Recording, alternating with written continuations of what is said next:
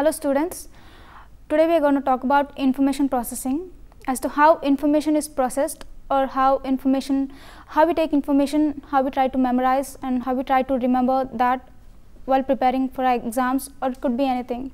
For example, if you look at a girl in the slide, she's sitting in front of the books and she's trying to see whether how she will be able to remember or how she will be able to read all through, whether she'll be able to complete it or not, or how she'll process the information or how she will take in the information. So keeping these things in mind, let's see what information processing is all about. Information processing includes short-term memory, long-term memory, rehearsal strategies, how we organize information and how information we take and how information which we try to forget in seconds can be stored in a long-term memory, and how we use mnemonic devices. So let's look at each one separately.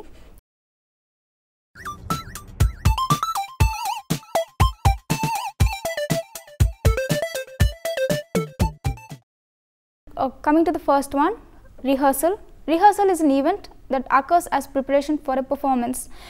Many a times we have realized, or when we have any other program or for any other preparing for any exams or any lectures, we try to rehearse it before actually going on to the stage or actually giving an exam.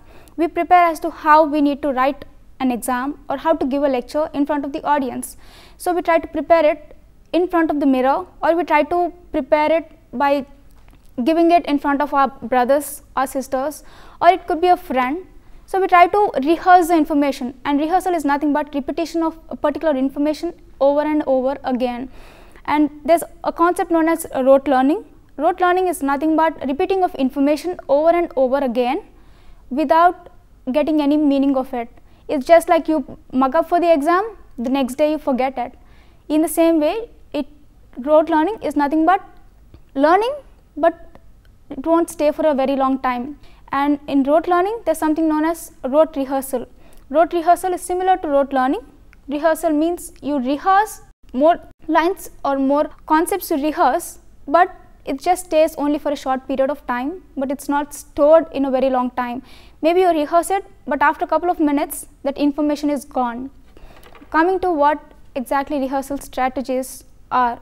Rehearsal strategies while preparing for a lecture or for an exam, we try to rehearse the information over and over again. So when we try to repeat the information over and over, how do we actually rehearse that information? Do we use a particular strategy? For example, a football player trying to hit a ball, how will you do it? Actually try to think that I have to hit the ball only at the center or to the left or to the right.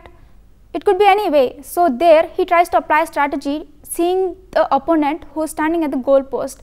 So based on that, towards the end of hitting that ball, he might change his strategy by thinking that instead of left, he might change it to right, or instead of right, it could be left, or it could be center. So similarly, even while preparing for our exams or giving a lecture, we try to use a particular strategy as to how we rehearse the information. And various strategies in rehearsal learning. Some of them could be like repeating information to learn. Foundation information is necessary to learn before more complex learning can take place. As in, foundation learning is necessary. Foundation learning here, it means without learning ABC, you are trying to learn how to write an essay in the exam. And the other strategy in rehearsal is evaluating when a rehearsal strategy is just right and when a different strategy is needed.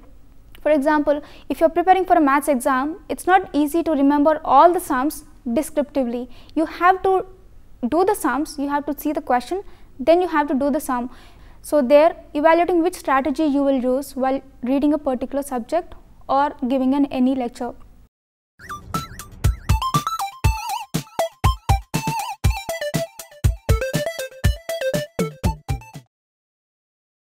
Coming to organizing information. How do we organize information? For example, a World Cup is going on, football World Cup. So how do they organize the information which they get from all the different countries or all the different entries to participate in this particular World Cup? So for this organizing information, the committee might use two things. One is outlining the material. So when the committee got the entries from all over the world, then it tries to outline the material as to which country or which football team has to be selected, and which that team has to be put in which group, and how all the information which they have got should be put in a particular place, and how each team is to be put in a different group based on a particular criteria. So based on that, the committee tries to outline the material, outline the information which it got from all the different countries. So there it's trying to sort it out step by step in a organized way. And the other one is making a concept map. Concept map is nothing but you prepare a map, like you have a committee, then you have an organization, then you link that committee to various other committee which is in charge related to seating arrangement, or it could be any other thing. So there the committee or the person tries to prepare a cognitive map where he tries to put in all the information both visually and verbally. Then coming to elaborating information. How do we elaborate on the information? I'm sure many of you all must have had this experience of getting a question in the exam which you might have not known at all, and for that you try to write some vague answer for which you know only one word, and you try to elaborate on that. For instance, if you don't know anything about cow or how a cow looks like, then what do? If you just know a single line about cow, that it gives milk, how do you elaborate on that? You just know that only that particular sentence or particular information that cows gives milk, and no other information about the cow, whether how it looks like or what are the uses of cow. You don't know anything about it, but you just know particular information. So you try to think about it, and you come up with your own creative ways to write a short answer or an essay answer in your exam. So in the same way, how do we elaborate information? For example, there are two ladies talking, and this lady says, "That's about it. I've already told you twice as much as she told me." So it means she's already told her once, and the second time she just elaborated the whole thing again in a different way. And information can be elaborated in two ways. One is through creating summaries. How do we create summaries? Summaries can be done in the beginning or at middle, or it could be at the end. If it's at the beginning, a teacher might start saying that, asking about previous day's class, and then you summarize the whole thing what happened in the class, and in between maybe a teacher tries to give a lesson for half an hour and then tries to ask the students as to what important points are in that particular half an hour what she taught. Or it could be at the end, towards the end of the class, a teacher might give 5 or 10 minutes aside just to revise what she taught in the class. So there you create a summary by just focusing on the main points. And the other one is monitoring comprehension. Monitoring comprehension is done in two ways. One is through self-questioning, and the other one is through self-evaluation.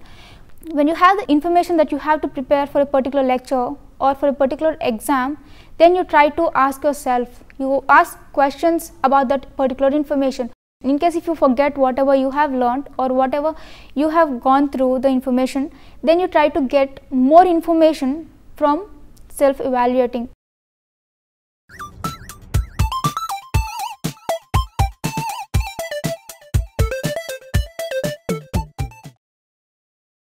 Now moving on to meaningfulness. Whenever we learn any information, if it's meaningful, then we remember it for a very long time.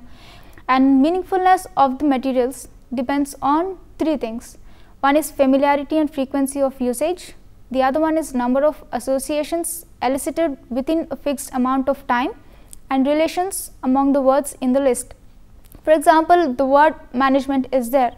If you don't know what exactly the word management is, or if you have not come across the word management, then it's not easy to remember the word management. If a person gives you a jumbled word management, you might easily make a few words like nag, ENT, or it could be engagement instead of management, just because you didn't come across the word management. So familiarity is how acquainted are you with a particular word. Because you didn't know management and you are so acquainted with going to weddings and attending parties and engagements, you remember the word engagement instead of management. If you are more of a student who is doing business management, then it's more easy for you to remember the word management, because it's more familiar to you, because you use it in every day-to-day life. The other one is number of associations. Number of associations means how many times you have come across with this particular term. For example, if you have gone to any weddings or attended engagements, more times you attended the wedding or more times you have attended the engagement, it's easy for you to remember that word engagement. Management, the more time you attend college, the number of times you have attended library, you have gone to library or attended lectures or seminars related to management, it's easy to remember.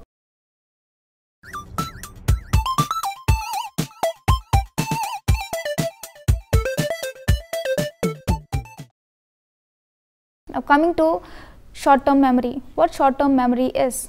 Short-term memory is also known as primary or active memory. The duration of short-term memory is 20 to 30 seconds.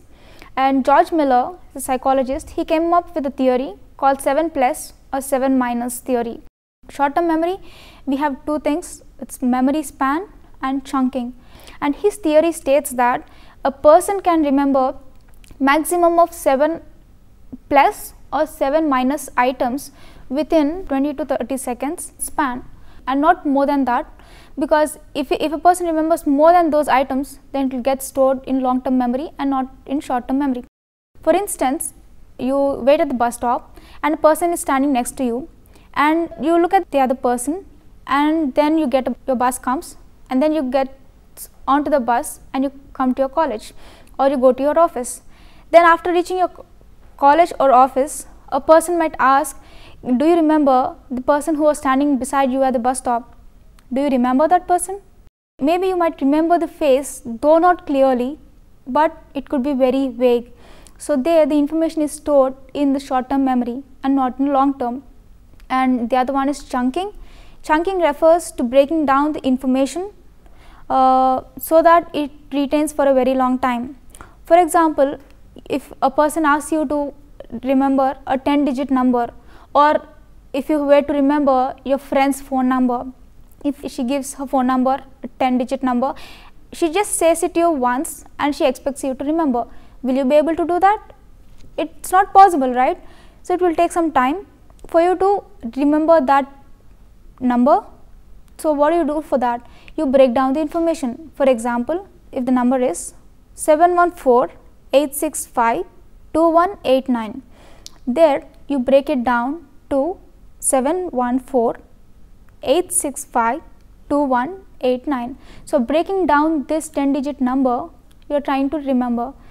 So in that way, after reading it thrice or after 4 or 5 times, you will be able to remember best friend's number easily after a point of time. Coming to the difference between short-term memory and working memory. Short-term memory refers to the temporary storage of information in the memory. As we have already seen, in short-term memory the duration is only 20 to 30 seconds. And working memory is another name for short-term memory. The working memory, the work it does is it temporarily stores, organizes and manipulates information. For instance, the example we have taken a couple of minutes back about a person standing at the bus stop and looking at the stranger standing beside this person. Here, when she reaches to the office and when a colleague asks her as to who was standing beside her at the bus stop, if she goes into little detail, there are chances that she might manipulate the information which she has seen. For instance, the person standing to her at the bus stop might be wearing a green color dress, but she might say, no, maybe it's pink, or maybe the bag which she is holding, it's a college bag. She might say it's a college bag, but instead that in reality that person might not be having a bag at all. So in working memory, though information is there, there's a chance of manipulating the information. So that's the main difference between short-term memory and working memory. And the terms are used interchangeably at times, short-term and working memory. Now coming to short-term and long-term memory. How is short-term memory different from long-term memory? In the 19th century, it was thought that short-term memory and long-term memory were together and not separate. They were not separate entities as such. But in 1950s, it came to know that an experiment was done on anterograde amnesia patients, and they found that those patients were unable to recall the information whatever happened after the accident or after the injury which occurred. So they had to learn information every day to remember certain items, certain things, or certain ways of doing a particular thing. So they had to remember each day. It was not like you remember it today and tomorrow it's there. So every day they had to remember the information, and it was found that then after doing the experiment, then they found that yes, there is a difference between short term and long term memory. If short term and long term memory existed together, then patients would have easily remembered the information, the events which happened or events which occurred right after the incident or even right after the brain injury also. So because of the injury, they were not able to recollect or retrieve the information after the injury. So it was clearly evident that there is a very marked distinction between short term and long term memory.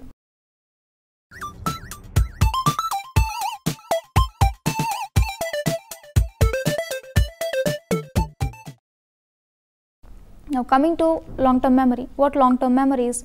Long term memory, the duration is more than 30 seconds, because the more we rehearse information, the more meaningful the information is, the more it's better stored in the long term memory.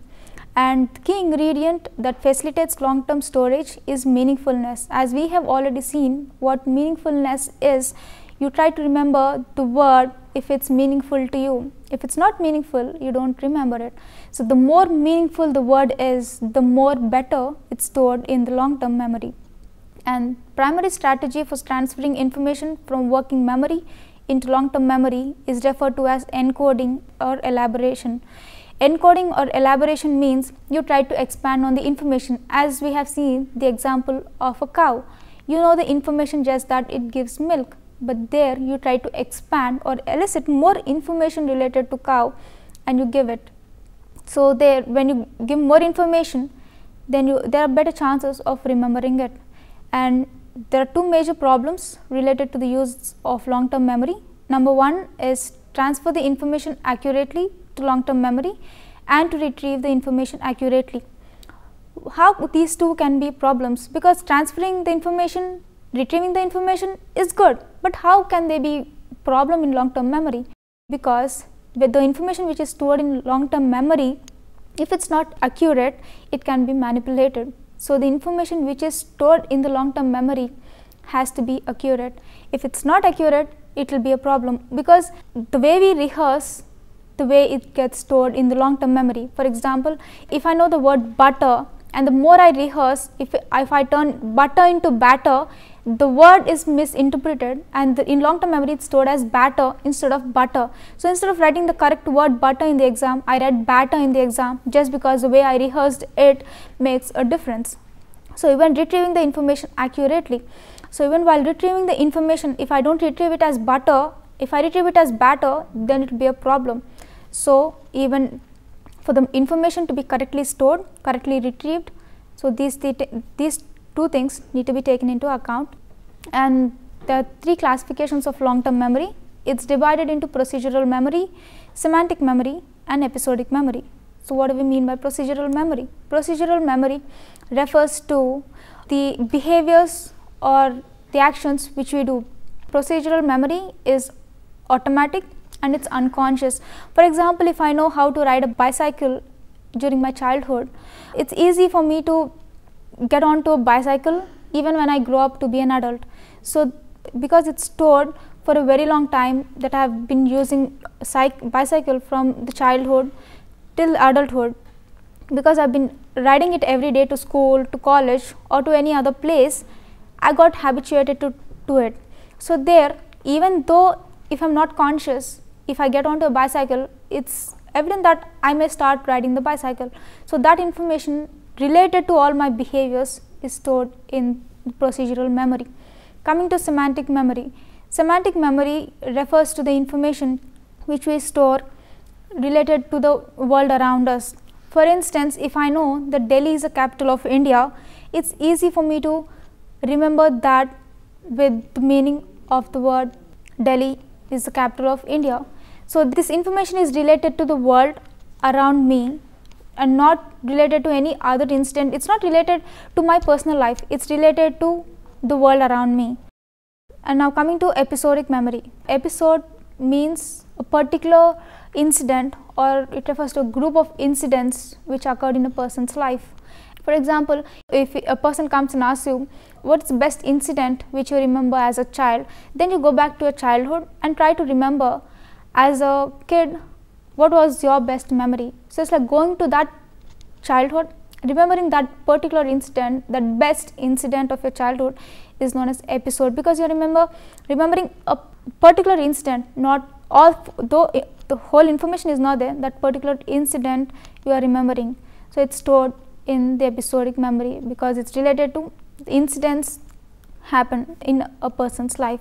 And semantic memory and episodic memory are both declarative and conscious. They are not unconscious, because they are consciously you try to play. When a person comes and asks me what is the best incident in your childhood, I don't unconsciously reply.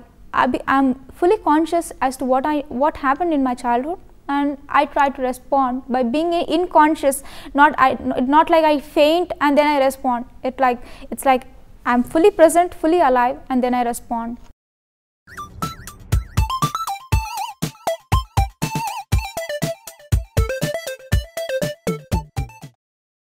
Now coming to organization of information in long-term memory. The various ways of organizing information in long-term memory are: advanced organizer. It refers to a teacher coming and explaining, before explaining the concept as to what social science is, she tries to bring in an incident where she tries to give an explanation about that, and then she starts what social science is all about. Coming to orienting question. Orienting question is nothing but asking a question about a particular topic as to what is social science, and then moving on to the topic. So that's orienting question, is to stimulate the mind of the student so that the person tries to think and answer what social science is instead of directly giving the answer. Then analogies are nothing related to the incidents which you try to similarly adapt to that. For example, they say if rose is to flower and then you give a dash, there the student tries to complete that by using whatever the blank is. And feedback loops are nothing but where you try to give an exam and then you try to forget to answer a particular question. There you try to go home, try to refer that particular question, and then you try to get an answer for that, and there you try to rectify that. So here you are trying to give a feedback to what you have missed. So that's known as feedback loop. Coming to associative addressing. Associative addressing refers to the information how we organize in the brain. There's retrieval cues in the brain where when we store the information, it goes to the brain, and there the cues respond by giving back the information. So there, by adapting all these 5 methods, we organize the information in long-term memory.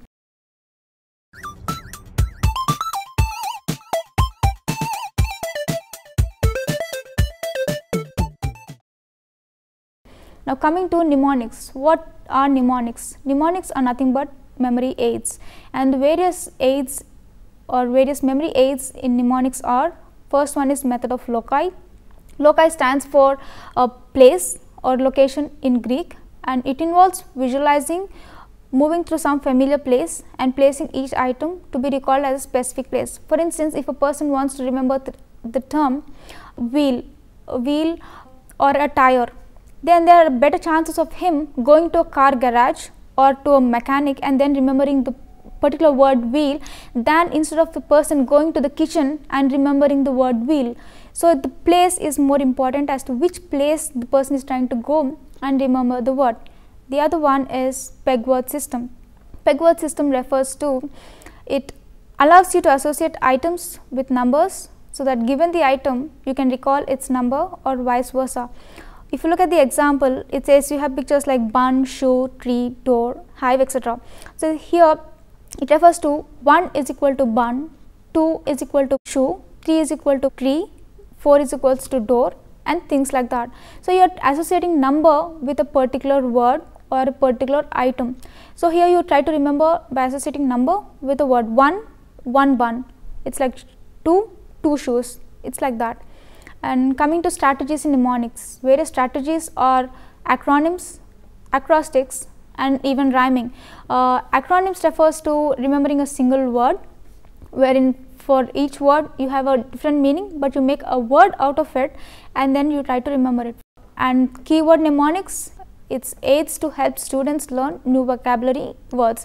Actually, this word keyword mnemonics was initially used for foreign students, thinking that it would be helpful for them to learn new information, because if they move on from one country to another country, then it would be difficult for them to learn new words.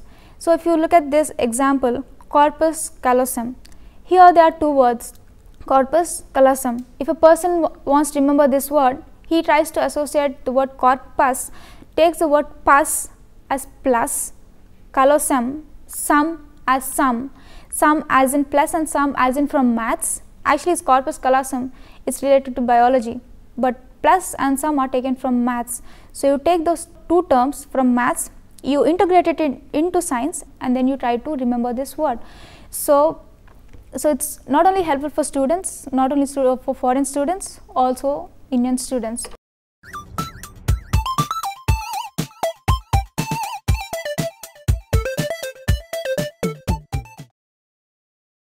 Effective learning strategies are nothing but intentionally using a certain approach to learn and remember something. It's called learning strategy. When you try to learn intentionally and you try to remember it, not like you don't want to remember or things like that. And under effective learning strategies, you have identifying important information, retrieving relevant prior knowledge, and taking notes. Identifying important information.